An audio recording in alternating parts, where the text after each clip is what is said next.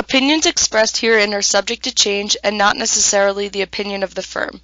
Past performance is no guarantee of future results. The information presented herein is for informational purposes only and is not intended to provide personal investment advice.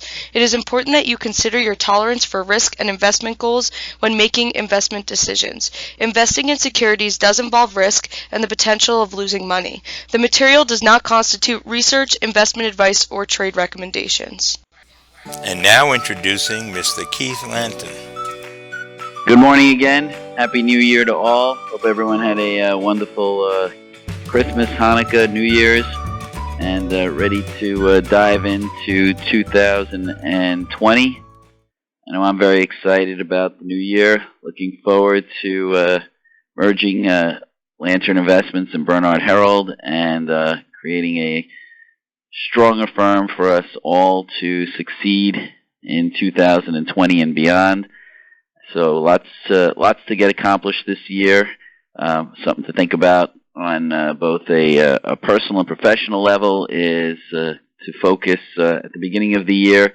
Even though they're annual milestones, they are nevertheless markers. Think about goals, what you'd like to achieve, reflect on what in the previous year you'd like to improve upon, what you'd like to do better, perhaps do some self-reflection on why perhaps some things that you would have liked to have done you weren't able to get done, and remain upbeat, optimistic, and have a plan on how to be successful in the future. So, with that said, got a lot to talk about this morning. Going to talk somewhat about the financial markets, talk about Barron's. They've got some interesting thoughts on the equity markets, fixed income markets. So we're going to get started this morning, talk about a topic that in the Melville office we were talking about last week. Jan and I started talking about it here in Melville, and then a few others joined in the conversation. And that is how to successfully transition social events, whether it's charity events or other social events, and how to make those interactions with affluent prospects be something that you can turn into potential relationships outside of just the relationship you have with that person at that event. And Hartford Funds put out a white paper on some strategies on how to slowly work your way into a relationship when you are at events and participating in things like charities, to possibly be able to build clientele. And they said, first and foremost, number one, don't make the mistake of at the first, second, or third meeting at one of these events to start suddenly spewing information about what you do for a living and telling prospects all about your credentials, your designations, your expertise. What they suggest is listening to the story of the person that you're interested in possibly doing business with. Ask open-ended questions to learn about them. How long have you been involved with the ABC charity organization? How did you initially get involved in this civic group?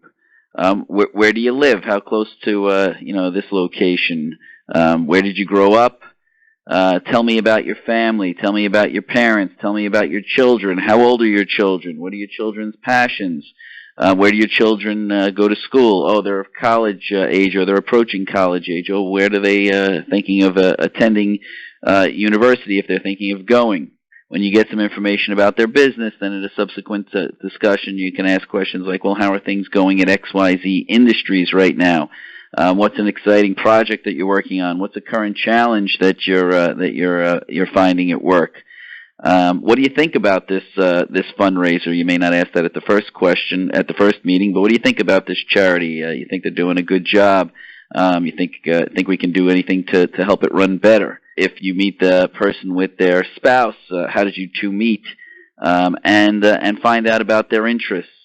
Ask open-ended questions. Perhaps they have passions in music, sports, theater.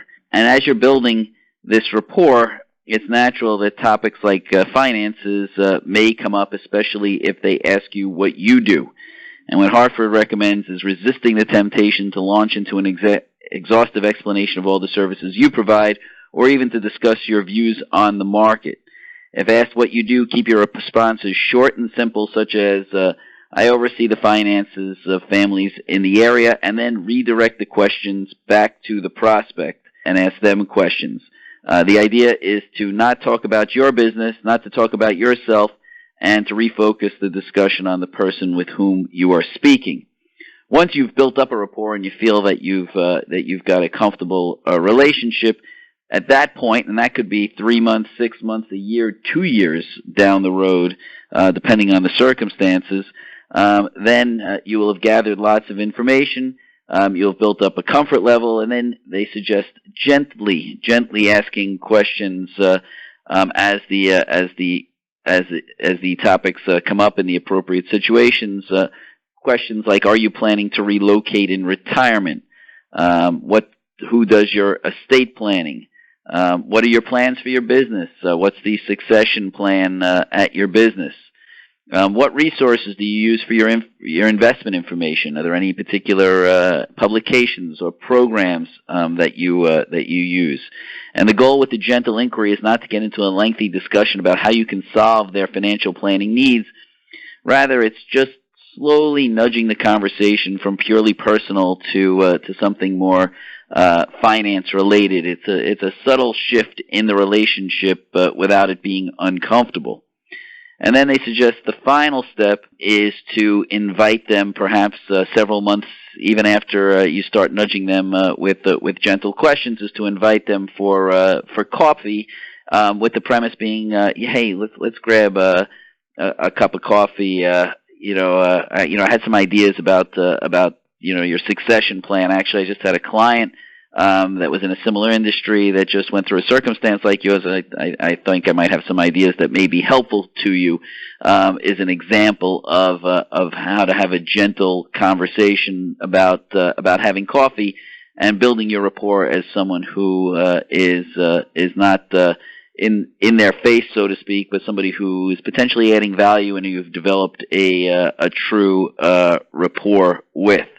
And at that meeting where you have a nice cup of coffee, at that meeting, it shouldn't be a meeting where you're trying to solve everything and get everything done in one get-together meeting.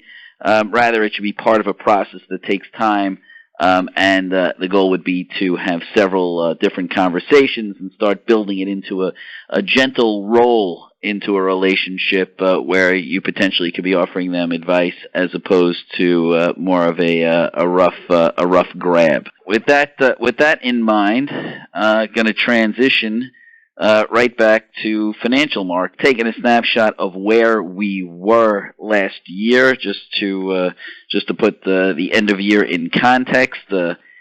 Last year, we ended with the S&P up about 31.5%. The Dow was up 25%. NASDAQ up 36%.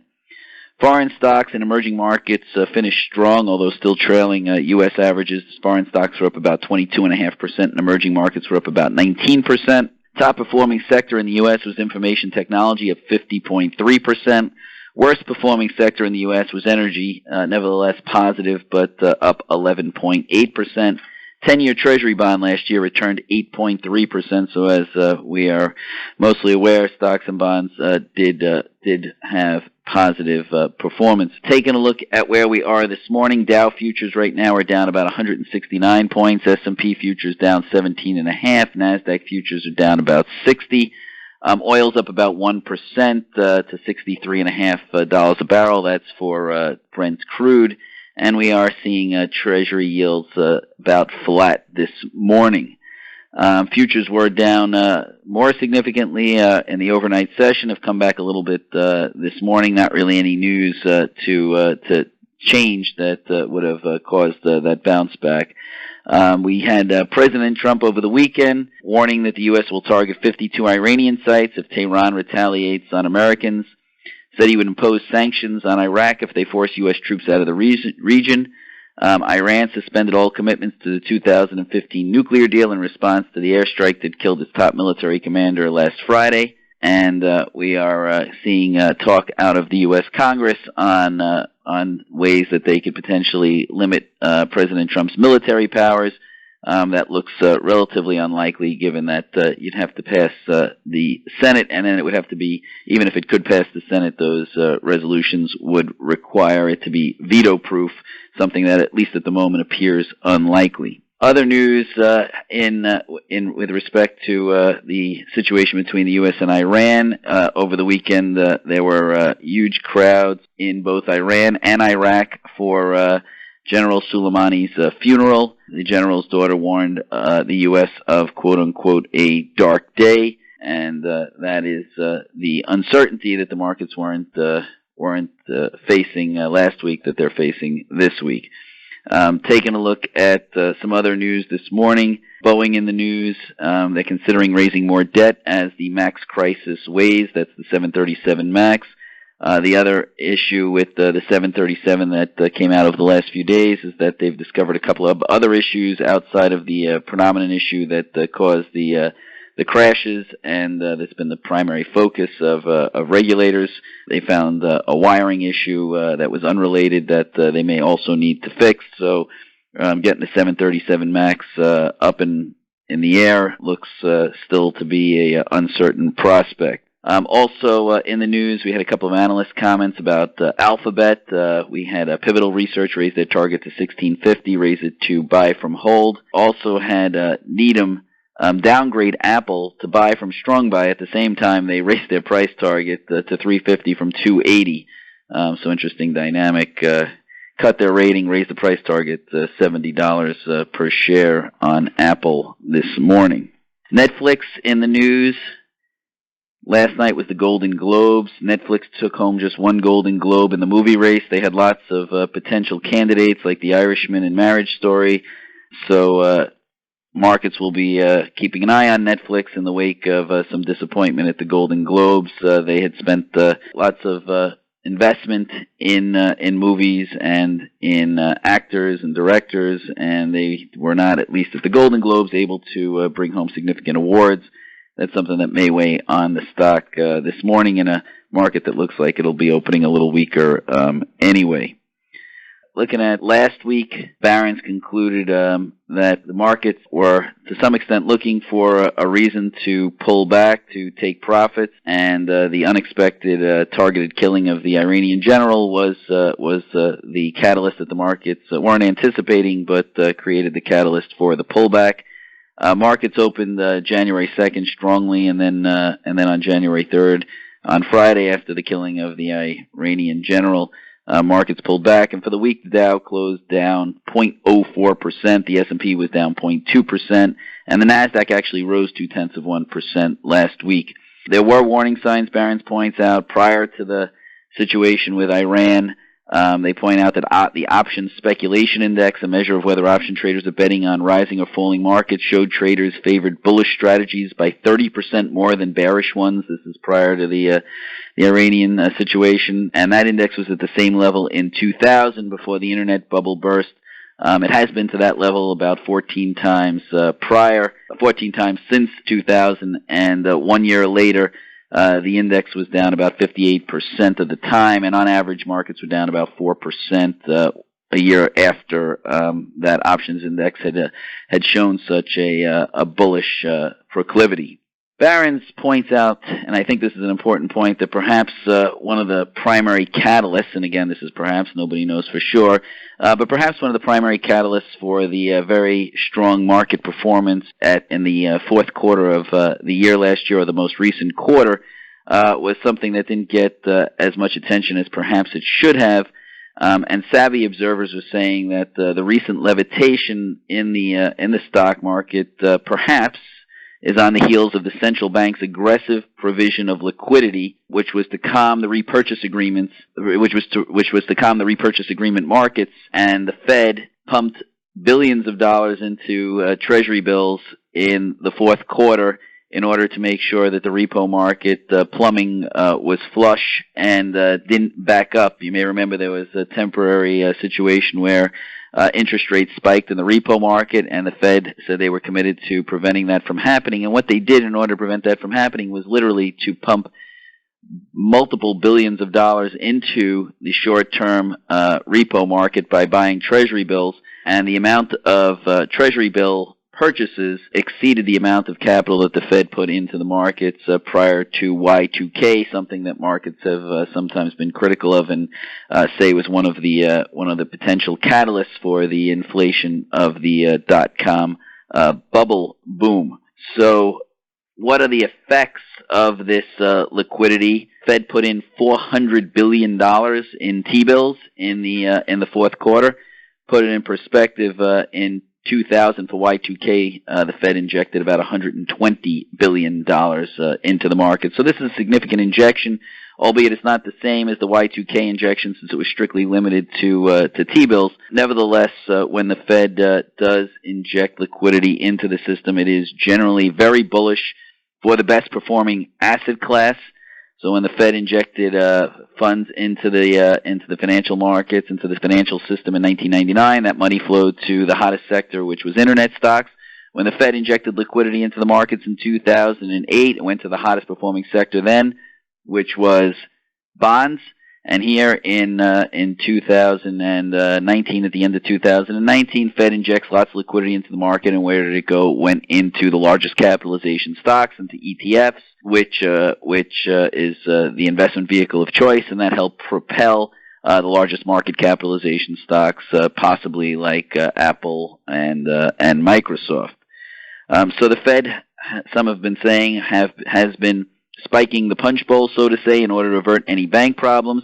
And another measure that analysts cite as a result of that is the CNN Fear and Greed Index hit a euphoric high of 97 last week. That is a recent peak in terms of how euphoric or how optimistic investors are. That is a contrarian indicator. So the question now becomes, what will the Fed do now that they've injected all this money into the system? Will they continue to inject money, something you can't do forever? Will they make an abrupt stop to injecting money, something that they've done in the past that has not had good consequences? So perhaps they'll be mindful of not making a quick stop, or will they slowly, gradually wean themselves out of injecting money into the system, something that could have a negative effect on the equity markets in particular, but perhaps could be managed more effectively. So Barron's did talk about the U.S.-Iran confrontation. They acknowledge it's raised market risk. They also say it's created opportunities. Really depends on your viewpoint. They point out the obvious, that no one knows what the situation will bring. Whether this is long-term positive or negative remains to be seen. If you are concerned, and they say that that's justifiably reasonable, that one of the options could be to, in the short term, consider increasing allocation to energy, because if there is more disruption in the Middle East, it's possible energy supplies will be affected. They also suggest considering things like put options as a hedge on your portfolio. And finally, for those who are not as negative, they suggest taking a look at some bargains and go bargain hunting, and take sell-off as opportunity to perhaps dabble in some stocks that you felt had reached levels that were too high. Speaking about stocks that have been in favor and opportunities within that group, Barron's talked about a couple. They were positive about Amazon, stock that they historically have been somewhat cautious on, saying Amazon is a free cash rocket ship, time to get on board. They acknowledge that it's not necessarily being all that clairvoyant to suggest buying Amazon. 49 analysts cover it. 47 of those 49 have a buy rating on the stock. But they point out that Amazon, which is currently trading at about 69 times current earnings, is producing free cash flow at a record rate. Also interesting to note that although Amazon hasn't produced profits since 2002, they have been free cash flow positive since 2002, something that many companies that are not profitable are not free cash flow positive. Matter of fact, most of them aren't. So if you're looking for a differentiator between Amazon and some of the recent unicorns, that free cash flow generation may be a place to look. What Amazon has done is taken that free cash flow historically and invested it, and therefore the earnings often didn't materialize, but they were not being brought into a negative cash flow situation, taking the cash flow that they had and using it to create more cash flow, assuming those funds were invested successfully, which in Amazon's case, with the benefit of hindsight, we can tell they were. For 2019, they point out Amazon's expected to increase revenues by 20% to $279 billion. They expect 2019 earnings to be about $10.5 billion, but cash flow they expect in 2019 to be almost $25 billion, and next year they expect that cash flow to increase to $34 billion. They go on to hypothesize that within 5 years that Amazon will become the biggest free cash generator in America, passing some companies that aren't exactly standing still like Apple and Microsoft. And the main reason for that is that Amazon can't keep the investment spending up at the pace that it's generating cash for the business as it gets bigger. So they say that Amazon is reaching cash flow escape velocity. And they point out that one of the main initiatives that is enabling Amazon to generate so much cash is their initiative in advertising. And this is also something to be mindful as a consumer. Amazon is increasingly accepting advertising dollars to list products and services on their website ahead of others. Barron's points out that a recent search for men's tennis rackets on Amazon yielded their editorial choice for Amazon's choice, but nothing was more prominently displayed than 3 sponsored racket listings near the top, and then below that was the Amazon choice, and above all of that was a big ad for portable nets, just above all of those other ads, so taking in some advertising dollars. And keeping in mind also that advertising doesn't require vast investments of fleets of trucks or buying all sorts of servers and data farms. All that Amazon needs to do is be able to prove to advertisers that their advertising works and can deliver.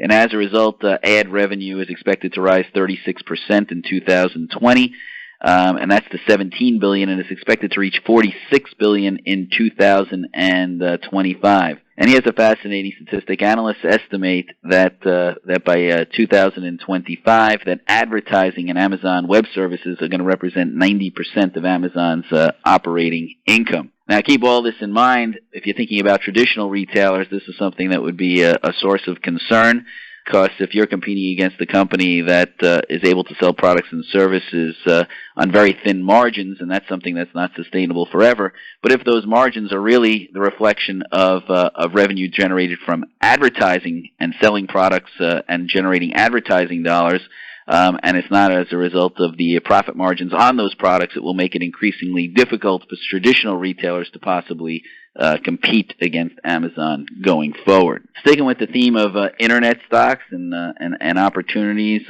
Barron's also said what internet stocks can take off in 2020.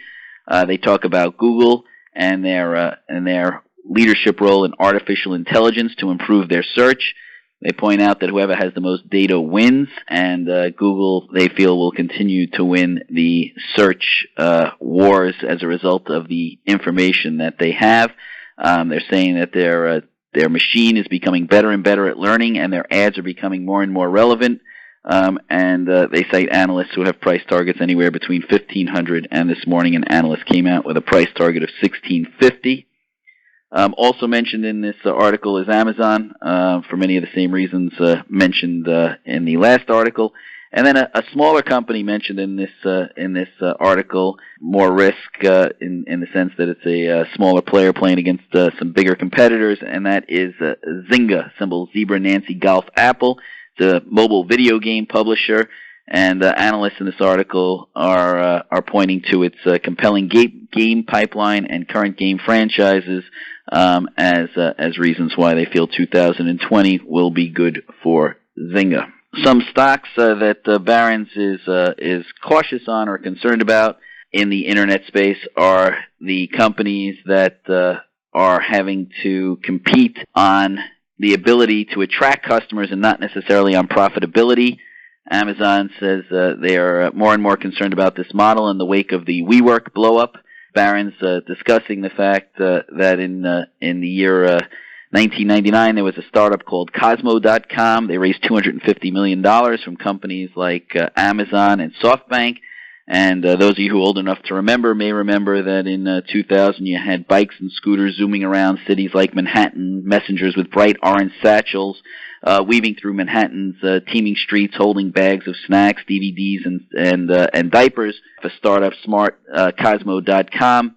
And Barron's drawing some parallels to Cosmo to startups like Uber, Grubhub, Postmates, Uber Eats, etc., and pointing out that in the wake of the WeWork blow-up, that being able to justify valuations on simply selling products at money-losing rates and gathering more and more customers with the hope that one day you'll achieve profitability is a model that may be further questioned in 2020. Again, keep in mind, we talked about Amazon, a company that was able to lose money for some time but was free cash flow positive relatively quickly. These companies are not free cash flow positive and relying on public markets in order to continue to provide them with cash, and may be faced with a day of reckoning, which would be a day of reckoning for many of us as consumers, which is either raise prices to the point where they are generating positive cash flow, or suffer the fate of financial markets and perhaps not be around in the future. So we as consumers who have gotten very spoiled, getting very low-priced delivery and low-priced ride-hailing services may be further disappointed going forward. Barron's also had an article talking about best income investments for 2020. Barron's pointing out that after a broad rally in stocks and bonds, income-oriented investors do face fewer opportunities than they did a year ago, and back a year ago, the pickings weren't that robust either. So they do point out that investors will actually have to lower their expectations a little bit more, but they say there are places to look for yield in a range of stocks and bonds. And they list some of their favorites. Last year, their favorites included energy pipelines, which were their top pick, and finished near the bottom of the pack in terms of producing income and overall return. Nevertheless, Barron's this year chooses it once again as their favorite sector within the income space. They said investors are cool to most everything related to fossil fuels, including energy pipeline operators. That makes these investments outliers in a yield-parched world. And they mention a few that they think could be worth investing in. They do point out that the risks certainly still do remain. They mention Energy Product Partners, EPD, yielding 6.2%, Kinder Morgan, KMI, yielding 4.7%, Energy Transfer, which is the least liked major pipeline operator, yields almost 9%. They also mention Williams Partners in this article. Second favorite group, overseas dividend stocks. They mentioned Royal Dutch Shell and BP, both yielding about 6%. China Telecom, CHL, yielding 4%. Vodafone, VOD, 5%. Canada's largest telecom, BCE, used to be called Bell Canada, yielding about 5%. Toyota Motor Corp, TM, yields about 2%. Cash-rich balance sheet, trading at around 10 times earnings. Also, Novartis and GlaxoSmithKline, NVS, and GSK mentioned 3% and 4% yields, respectively. In the U.S., they mentioned some of the integrated oils as well, ExxonMobil and Chevron, XOM yielding 5%, Chevron, CVX yielding 4%, Pfizer, PFE yielding almost 4%, Carnival Cruises, CCL at 3.9%, UPS at 3.3%, and for those who have a greater risk appetite, Kraft Heinz, KHC, biggest loser in the food group last year, lowered its payout last year by 36%, but after the sell-off, still yielding 5%. Sticking with the food space, General Mills, GIS, mentioned by an analyst, yielding 3.7%. In this article, they also stick with telecom stocks. They speak favorably about Verizon, VZ, at 61, yields about 4%. AT&T, symbol T, is in Tango, yielding 5%. Verizon trading for 12 times 2020 earnings, and AT&T is trading about 11 times 2020 earnings. They say both are cheap relative to the PE ratio of the markets at about 18. And if you're willing to accept less yield and possibly get more upside, they suggest looking at Comcast, CMCSA, yields less than 2%, but they say trades at a reasonable 14 times forward earnings. That's everything I've got. Thank you for listening to Mr. Keith Lanton. For more podcasts, please visit our website, www.lanternwa.com.